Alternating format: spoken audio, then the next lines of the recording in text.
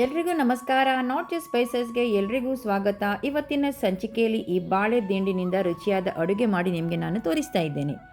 ಬಾಳೆ ದಿಂಡನ್ನು ಯಾವ ರೀತಿ ತೆಗೆಯುವುದು ಎಂಬುದಾಗಿ ಇನ್ನೊಮ್ಮೆ ಡಿಟೇಲ್ ಆಗಿ ನಿಮಗೆ ವಿಡಿಯೋವನ್ನು ಶೇರ್ ಮಾಡ್ತೇನೆ ವೀಕ್ಷಕರೇ. ಬಾಳೆ ಗೊನೆ ಬಿಟ್ಟ ನಂತರ ಆ ಬಾಳೆ ಗಿಡವನ್ನು ತೆಗಿಬೇಕಾಗ್ತದೆ. ಆಗ ತೆಗೆಯುವಾಗ ಅದರ ಒಳಗೆ ಈ ಥರ ಬಾಳೆ ದಿಂಡು ನಮಗೆ ಸಿಗ್ತದೆ.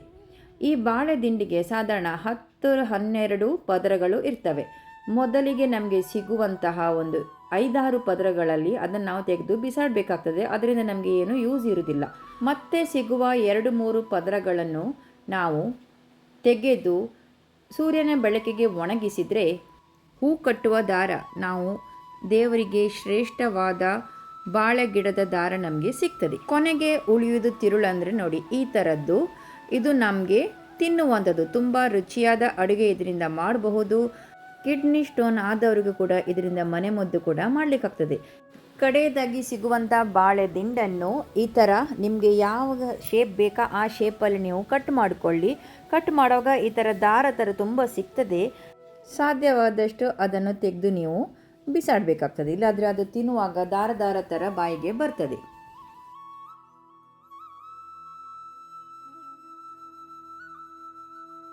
ಇದರಿಂದ ಒಂದು ರುಚಿಯಾದ ಪಲ್ಯ ಮಾಡುವ. ಹೆಚ್ಚಿ ಎಲ್ಲ ಆಯಿತು. ಈಗ ಇದನ್ನು ನೀರಲ್ಲಿ ಹಾಕಿಟ್ಟಿದ್ದೇನೆ. ತಂಬಳಿಗೆ ಕಡಿಯುವಾಗ ಬಾಳೆ ದಿಂಡು ಕೂಡ ಹಾಕಲಿಕ್ಕಿದೆ. ತುಂಬ ಸಣ್ಣಗೆ ಹೆಚ್ಚೋದು ಬೇಡ, ಸ್ವಲ್ಪ ದೊಡ್ಡ ತುಂಡೆ ಇರಲಿ. ತುರಿ, ಹಸಿಮೆಣಸಿನಕಾಯಿ, ಬಾಳೆ ದಿಂಡು ಹಾಗೂ ಜೀರಿಗೆ ಇಷ್ಟನ್ನು ಸ್ವಲ್ಪ ನೀರು ಹಾಕಿ ರುಚಿಗೆ ಬೇಕಾದಷ್ಟು ಉಪ್ಪು ಕೂಡ ಹಾಕ್ಕೊಳ್ಳಿ. ನಯವಾಗಿ ಕಡಿಯಿರಿ.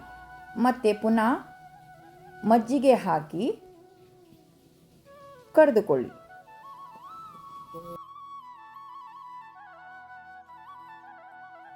ಒಂದು ಕಪ್ಪಷ್ಟು ನೀರನ್ನು ಮಿಕ್ಸಿ ಜಾರಿಗೆ ಹಾಕ್ಕೊಂಡು ತಂಬಳಿಗೆ ಹಾಕಿ ತಂಬಳಿಯನ್ನು ರೆಡಿ ಮಾಡಿ.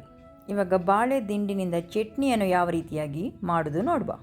ಒಂದು ಮಿಕ್ಸಿ ಜಾರಿಗೆ ಸ್ವಲ್ಪ ತೆಂಗಿನಕಾಯಿ ತುರಿ, ಬಾಳೆ ದಿಂಡಿನ ಹೋಳುಗಳು, ಒಣಮೆಣಸಿನಕಾಯಿ, ಇಂಗು, ರುಚಿಗೆ ಬೇಕಾಗುವಷ್ಟು ಉಪ್ಪು ಹಾಗೂ ಒಂದು ಸಣ್ಣ ಚಮಚದಷ್ಟು ಸಾಸಿವೆ ಇಷ್ಟನ್ನೆಲ್ಲ ಹಾಕ್ಕೊಂಡು ಸ್ವಲ್ಪ ಸ್ವಲ್ಪ ನೀರು ಹಾಕಿ ಒಂದು ಚಟ್ನಿಯನ್ನು ರುಬ್ಬಿಕೊಳ್ಳಿ. ದೋಸೆ, ಇಡ್ಲಿಗೂ ಊಟಕ್ಕೂ ಸರಿ ಹೊಂದುವ ಬಾಳೆ ದಿಂಡಿನ ಚಟ್ನಿ ರೆಡಿ. ಬಾಳೆ ದಿಂಡಿನೆಲ್ಲ ಸ್ವಲ್ಪ ಹೆಚ್ಚಿ ಒಂದು ಬೌಲಿಗೆ ನೀರಿಗೆ ಹಾಕ್ಕೊಂಡು ಇಟ್ಕೊಂಡಿದ್ದೆ. ಈಗ ಅದರದ್ದು ಪಲ್ಯ ಮಾಡುವ.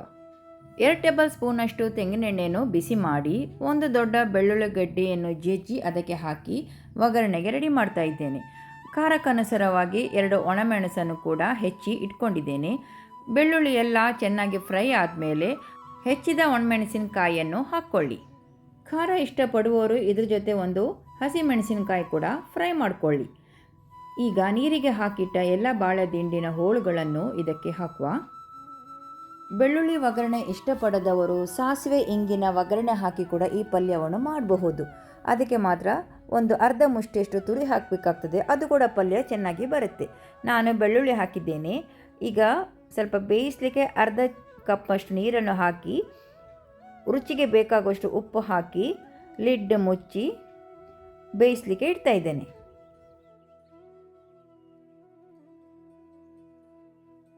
ಬರೀ 10 ನಿಮಿಷದೊಳಗೆ ಈ ಪಲ್ಯ ರೆಡಿ ಆಗ್ತದೆ.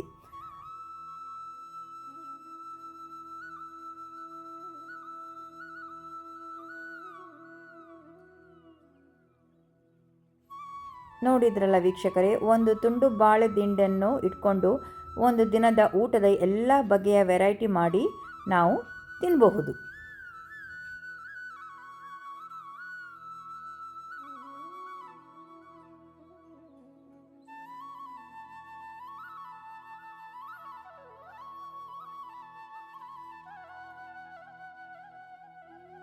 ಕೊನೆಯದಾಗಿ ಇದರಿಂದ ಮನೆಮದ್ದು ಯಾವ ರೀತಿ ಮಾಡೋದು ನೋಡುವ. ಸ್ವಲ್ಪ ಬಾಳೆ ದಿಂಡು, ಒಂದು ಸಣ್ಣ ಚಮಚದಷ್ಟು ಜೀರಿಗೆ, ಅರ್ಧ ಕಪ್ಪಷ್ಟು ಕುಡಿಯುವ ನೀರು ಹಾಕಿ ಮಿಕ್ಸಿಯಲ್ಲಿ ಚೆನ್ನಾಗಿ ರುಬ್ಬಿಕೊಳ್ಳಿ. ಇದನ್ನೀಗ ಒಂದು ಸೋಸಿ ಚೆನ್ನಾಗಿ ಇದರ ನೀರನ್ನು ತೆಗೆದ್ರೆ ಮನೆಮದ್ದು ರೆಡಿ. ಇದು ಕಿಡ್ನಿ ಸ್ಟೋನಿಗೆ ಎಲ್ಲ ತುಂಬ ಒಳ್ಳೆಯ ಮನೆಮದ್ದು ಎಂದು ಹಿರಿಯರು ಹೇಳ್ತಿದ್ರು. ಬಾಳೆ ಗಿಡವನ್ನು ಅರ್ಧ ಕಟ್ ಮಾಡಿ ಆದಮೇಲೆ ಅದರಲ್ಲಿ ಜೀರಿಗೆ ಹಾಕಿ ಚೆನ್ನಾಗಿ ಮುಚ್ಚಿ ಹಾಗೆ ಇಡುವುದರಿಂದ ಅದು ಕೂಡ ಮನೆಮದ್ದಾಗಿ ಯೂಸ್ ಮಾಡಬಹುದು. ವಿಡಿಯೋಸ್ಗಳು ಇಷ್ಟವಾದಲ್ಲಿ ಶೇರ್ ಮಾಡಲು ಮರೆಯದಿರಿ.